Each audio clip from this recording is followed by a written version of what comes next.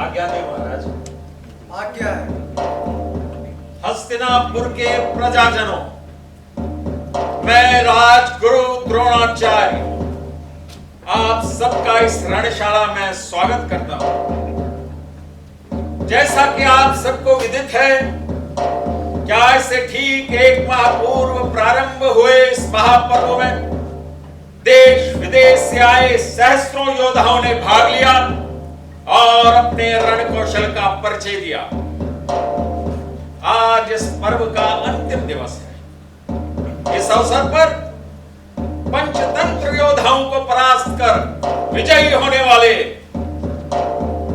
महारथी का हम सम्मान करेंगे। हस्तिनापुर के प्रथम पुरुष पितामह भीष्म तथा पालक धृतराष्ट्र के सौजन्य से अब मैं पुरुष योद्धा के नाम की घोषणा करता हूं। अर्जुन, आगे बढ़ो।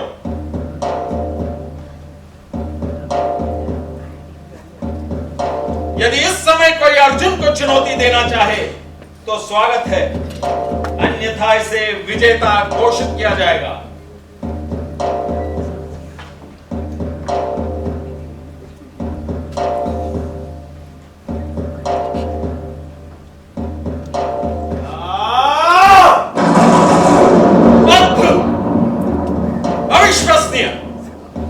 संसार के समस्त चर अचर जीव अजीव सुने और जान लें कि मैं द्रोणाचार्य ब्रह्मांड के जनक, पालक व विनाशक को नमन करता हूं तथा पृथ्वी, जल, अग्नि, आकाश, वायु तथा पांडवों की माता कुंती को साक्षी मानते हुए पांडु पुत्र अर्जुन को त्रिकाल में त्रिलोक का सर्वश्रेष्ठ धनुर्धर घोषित करता हूं। धैर्य,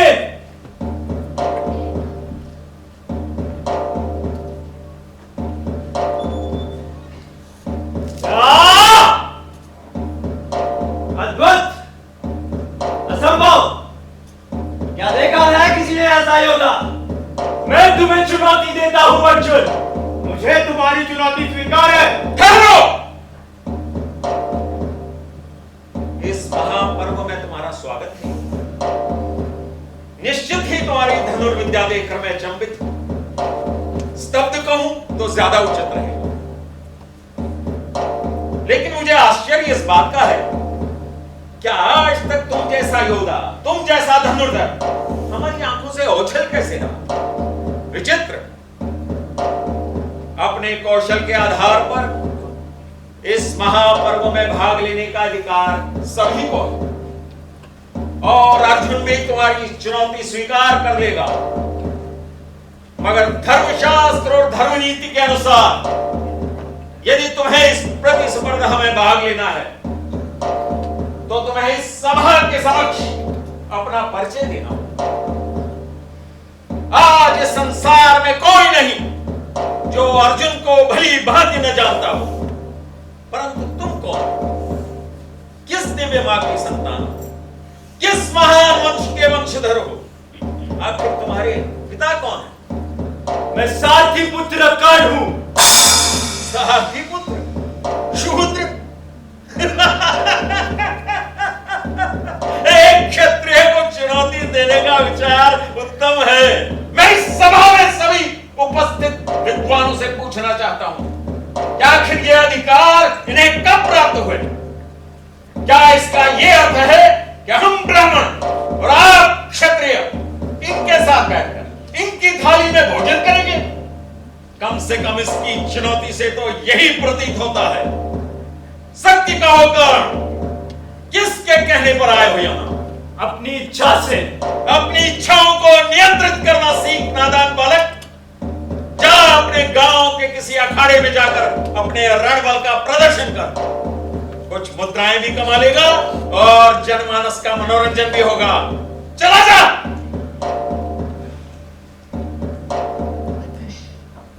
ठहरो। आपने इस योद्धा का अपमान करके ठीक नहीं किया। मौन रहो दुर्योधन। मैं मौन नहीं रहूंगा। मेरे मौन रहने से यह सब बदल तो नहीं जाएगा जो आचार्य ने इस वीर के साथ किया। रुक मत करो दुर्योधन, तुम्हें कोई अधिकार नहीं। मुझे अधिकार है। यदि कोई गुरु गलती करता है तो शिष्य को पूरा अधिकार है कि वो भूल को इंगित करे। दुर्योधन, अपनी वाणी पर नियंत्रण रखना सीखो। तुम ये भी भूल गए कि वो हमारे गुरु हैं, हमसे बड़े हैं। तो क्या कहना चाहते हो तुम? इनके हर बुरे काम को अच्छा मान लिया जाए क्योंकि हमारे गुरु है, हमसे बड़े हैं। मैं पूछता हूं, ये सारे संसार को नैतिकता की शिक्षा देते हैं तो यहाँ पक्षपात क्यों कर रहे हैं? प्रतीत होता है ईर्ष्या ने तुम्हारी मति को नष्ट कर दिया है। ईर्ष्या ईर्ष्या किससे है ये सबके सामने है। अर्जुन ने तो चुनौती स्वीकार भी कर ली थी, फिर आपने ये षड्यंत्र क्यों किया? दुर्योधन! चीख चिल्लाकर मेरी बातों को समाप्त मत कीजिए। यदि आपके पास मेरे प्रश्नों के उत्तर है तो दीजिए, अन्यथा शांत रहिए। तुम्हें दिखाई नहीं देता? वह एक शूद्र है और ये क्षत्रिय। क्षमा कीजिए गुरुदेव, क्षमा कीजिए, किंतु वीर की जाति वीरता होती है। राजवंश को चुनौती देने का अधिकार एक शूद्र को कदापि नहीं। क्यों? क्योंकि राजवंश नहीं है। ठीक है, यदि राजवंश को चुनौती देने के लिए राजवंश का होना जरूरी है तो मैं दुर्योधन इस सभा को साक्षी मानकर कर्ण को अंग देश का राजा घोषित करता हूं।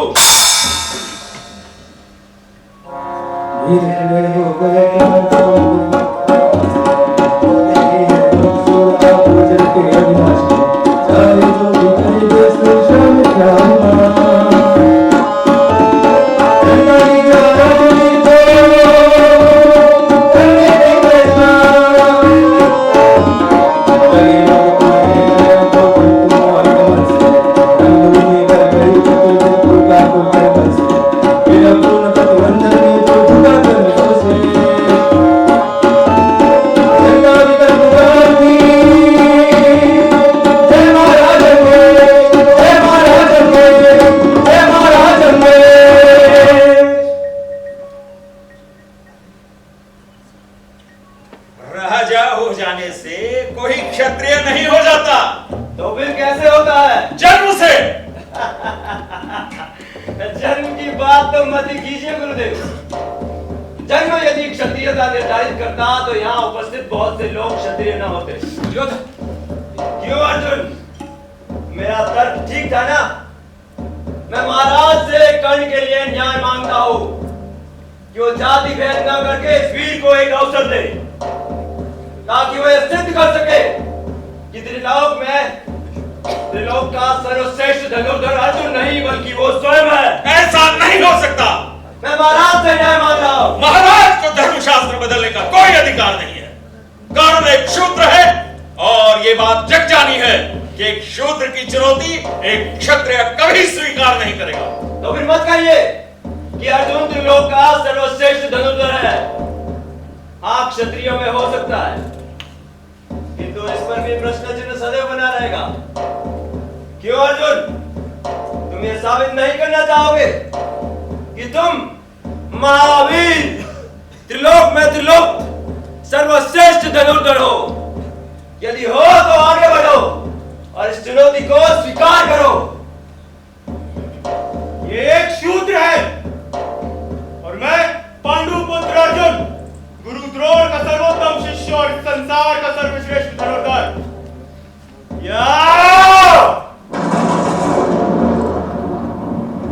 ये है मेरा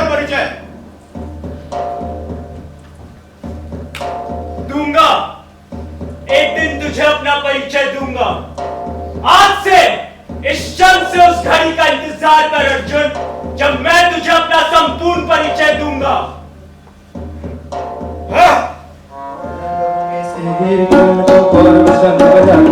चले झूमते हुए खुशी में गाते मौज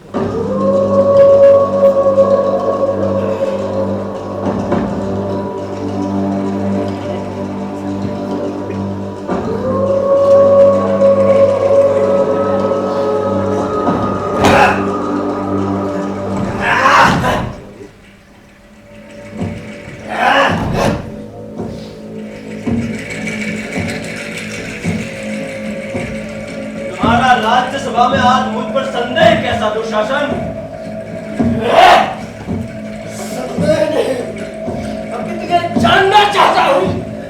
काफी सोच विचार के बाद मुझे ऐसा नहीं लगता कि जो आपने किया वो उचित है।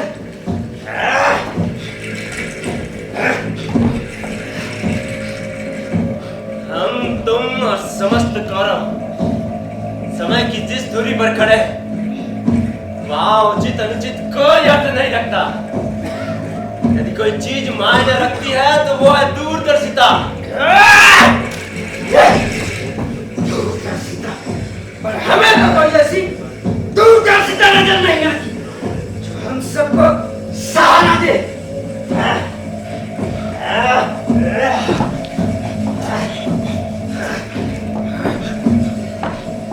अभी मैंने उसे सहारा दिया, आगे चलकर वो हम सबका सहारा बनेगा।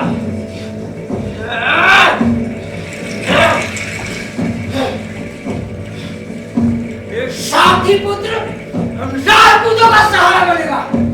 आप भी कैसी बातें करते हैं भ्राता सिंह?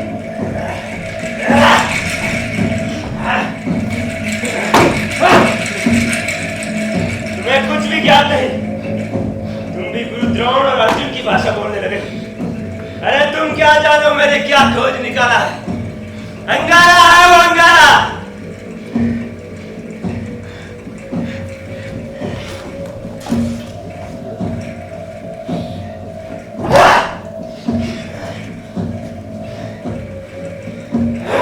तो आप ऐसा मानते हैं एक अजनबी को बिना जांचे बरते आपने अभिराज दे डाला? संपूर्ण प्रजाजनों से बहिरंगशाला में आपने जो किया उसके विषय में लोग तरह तरह की अटकलें लगा रहे ब्रदर सिंह।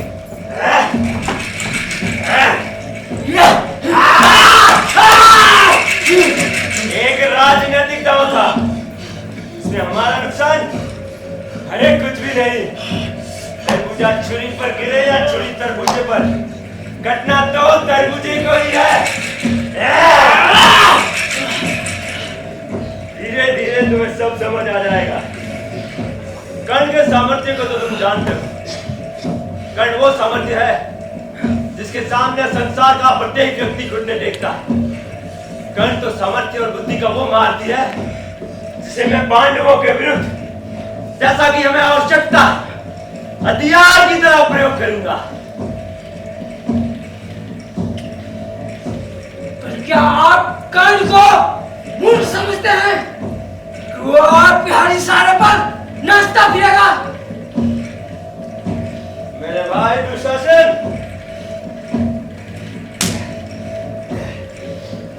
तुम ऐसे लोगों को नहीं जानते।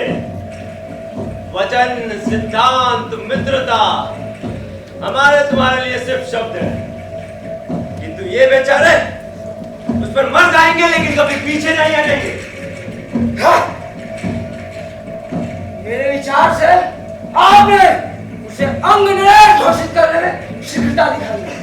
यदि मैं शीघ्रता ना दिखाता तो आज वो पांडवों के साथ विचरण कर रहा होता। नहीं जानते क्या? अर्जुन को चुनौती देने वाले को विकलांग बना देते हैं। एकलव्य याद नहीं? एक राज्य के बदले उसने अपना सब कुछ मुझे सौंप दिया। साथ ही रहते उसका जीवन घोड़ों की मालिश करते करते बीतता, लेकिन मैंने दिया है उसे राज्य जिसकी वो कल्पना भी नहीं कर सकता। और ऐसी उपयोगिता के लिए एक तो क्या, मैं हजारों अंगराज्य न्योछावर कर सकता हूं। बस भ्राताश्री बस, अब किसी भी तरह इन पांडवों का कांटा मिला देना है। मैं आज तक भूल नहीं पाया भीम का वो प्रहार। जानकारों की तरह गदाई तुम्हें टूट पड़ना और अर्जुन का जोर से सर पर चलकर फुदकना। रहकर मुझे एक ही आशंका घेरती है, यदि उसने आपके आज्ञानुसार कार्य न किया तो तुम एक ही प्रश्न को कितनी बार घुमा फिरा कर करोगे? बस करो मूर्ख। चलो मेरे एक निर्णय से तुम्हें तर्क करने की बुद्धि तो आई। यदि उसने मेरी आज्ञा नहीं मानी तो वो अपनी ही ज्वाला में जलकर राख हो जाएगा। उसके सामर्थ्य की चटपटाहट उसे जीने नहीं देगी। उसे ऐसा अवसर कहां मिलेगा अपनी योग्यता सिद्ध करने का? कल अर्जुन को चुनौती देते समय तुमने उसकी आंखें देखी? ज्वालामुखी सी धधकती उसकी दोनों आंखें। अर्जुन के प्रति प्रतिस्पर्धा का जो भाव उसके मन में जागा है, मेरे भाई उसके बलबूते वो क्या क्या कर गुजरेगा। कौन है? कौन है?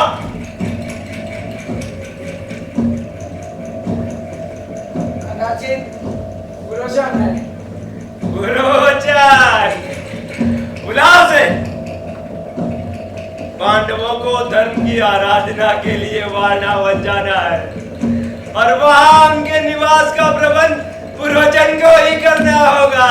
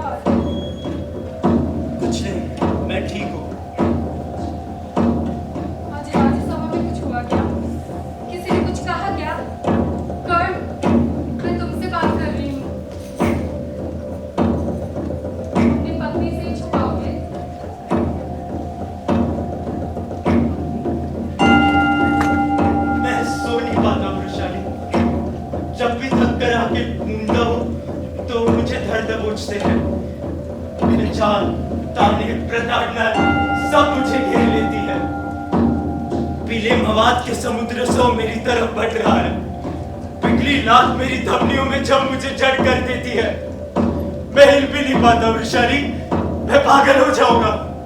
मुझे बचा लो। मेरा अपराध क्या है? कौन कहता है तुम अपराधी हो? फिर मुझे ही क्यों कचोटती है वो बात? कौन सी बात? मैं हार गया वृषाली। क्या कह रहे हो कर? मैं अर्जुन को कभी नहीं हरा पाऊंगा और इसलिए मैं हार गया। किसी को ना हरा पाना पराजय तो नहीं होता कर। मगर जीत तो फिर भी उसी की हुई ना। मैंने उसे कहा था तू हारेगा अर्जुन, मगर संसार के लिए वो अब भी सर्वश्रेष्ठ है। मृतकों के प्रति द्वेष नहीं रखते कर। द्वेष रखता होता तो चाहता कि वो मर जाए, मगर मैंने कब चाहा कि अर्जुन लाक्षागृह में जलकर अपने पांचों भाइयों के साथ खत्म हो जाए। जिस दिन से यह सूचना मिली है बस एक ही बात मन को खाई जा रही है कि जिसने भरी सभा में मुझे अपमानित किया था उसके मुख से यह ना कहलवा सका कि कर्ण तुम श्रेष्ठतम हो। परंतु इसके लिए अपराधी तुम तो नहीं हो कर। मगर दुनिया तो यही कहती है ना कि दुर्योधन है। क्या लोग गुपचुप नहीं कहते होंगे कि दुर्योधन का ऋणी कर्ण भी षड्यंत्र में शामिल नहीं था क्या? लोगों के कहने से सत्य परिवर्तित नहीं हो जाएगा कर। मगर गलत तो दुर्योधन ने किया, फिर ये प्रताड़ना मुझे ही क्यों? कभी कभी लगता है मैं तुम्हें समझ नहीं पाती। इतना सब कुछ होने के पश्चात भी तुम अभी भी मन से दुर्योधन को ही मित्र मानते हो। हाँ मानता हूँ और सदैव मानता रहूंगा, क्योंकि जब सब मुझ पर ताने कस रहे थे तब उसने मेरा साथ दिया। क्या इसमें उसका स्वार्थ नहीं था? क्या वो नहीं चाहता था कि पांडव अपमानित हो? स्वार्थ था, मगर भले ही स्वार्थ के लिए, किंतु पक्ष उसने मेरा लिया, ना कि उन दुर्बल भयभीत स्थापित पांडवों का। अक्षम होने के कारण पांडव अपमानित होते, मगर मैं तो सक्षम होते हुए भी हुआ। ऊंचे वर्ग की लोगों की भावनाओं को ठेस ना पहुंचे, इसलिए मुझे, मेरे पिता, मेरी माँ, मेरे कुल को घृणा की नजर से देखा गया। मैंने कभी तुम्हें ऐसा नहीं पाया था कर। मैंने भी नहीं। हम शूद्र हैं, छोटी जात में, इसमें कोई नई बात तो नहीं। पहले कुछ महसूस नहीं होता था, छोटे मोटे अपमान तो जन्म से सहता है। कोई कुछ कहता तो बस चुपचाप सहन कर लेता था। शायद एक आदत सी हो गई थी, मगर उस दिन के बाद से मानो कुछ अंदर ही अंदर चल रहा है। जब पूरे हस्तिनापुर की राज सभा के सामने गुरु द्रोण ने मुझे अपमानित किया तो ऐसा लगा मानो उसने मेरे वस्त्र उतार मुझे नग्न खड़ा कर दिया हो। इच्छा हुई थी कि उनसे पूछूं कि क्यों जन्म के आधार पर मुझे अपमानित किया जा रहा है। क्या विधाता ने अपने माता पिता चुनने का अधिकार किसी को दिया है? क्या उनके शास्त्रों में कर्म शब्द का जिक्र ही नहीं? तो कुछ कहती क्यों नहीं वृषाली? मैं क्या कहूँ कर? अच्छा एक बात पूछूं, सत्य बताओगी ना? तुम्हें इस बात का दुख नहीं होता कि तुम्हारा पति एक शूद्र है? तुम्हें होता है कि तुम्हारी पत्नी शूद्र है? बात वो नहीं है वृषाली। फिर क्या? ये हिंसा कैसी कर? ये हिंसा नहीं, क्रोध है। अपने शूद्र होने पर? शूद्र होने पर नहीं, उन अधिकारों के नहीं मिलने पर जिनका कि मैं हकदार हूं। मुझे चिंता अपनी नहीं वृषाली, मैंने तो जैसे तैसे सब कुछ सहन कर लिया। चिंता तो इस बात की है, क्या मेरा पुत्र सहन कर पाएगा? क्या पुत्र सुदामा को लोग स्वीकार करेंगे? क्यों नहीं? सुदामा अंग नरेश का पुत्र है और उन्हें उसे स्वीकार करना ही होगा। मैं अंग नरेश हूं, क्या मुझे स्वीकार किया? आज भी मेरे हस्तिनापुर की राजसभा में घुसते ही पितामह की भ्रुकुटियां नहीं तन जाती क्या? नहीं वृषाली नहीं, वो कभी मान ही नहीं सकते कि घोड़े की लीद साफ करने वाला भी एक शासक बन सकता है। मगर मैं पूछता हूं कि शासक बनने पर ही सम्मान क्यों मिले? घोड़े की लीद साफ करना भी एक काम है और किसी ना किसी को तो ये काम करना ही होगा। तो उस काम को करने वाले लोगों को नीच क्यों समझा जाए? राजा यदि शासन ना करे तो राज्य व्यवस्था ठप हो जाती है। ब्राह्मण यदि अध्यापन ना करे तो शिक्षा व्यवस्था ठप हो जाती है। वैश्य यदि व्यापार न करे तो व्यापार व्यवस्था ठप हो जाती है। तो क्या यदि भंगी मन न उठाए तो जन व्यवस्था ठप नहीं हो जाती? फिर दमन मेरा और तुम्हारा ही क्यों? और क्यों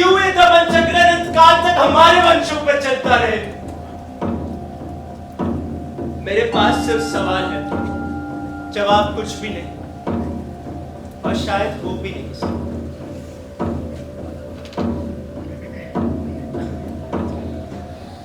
कल सूर्योदय के बाद ही निकल जाऊंगा। कुछ दिन लगेंगे लौटने में। सुदामन मेरे साथ जाए। बाहर जा रहे हो? हाँ, पांचाल। पांचाल? द्रौपदी स्वयंवर। मित्र बन के जा रहा हूं। दुर्योधन द्रौपदी का वरण करना चाहता है। मुस्कुराए क्यों? सोचा था मैं ईर्ष्या कर बैठूंगी। स्त्रियों की बात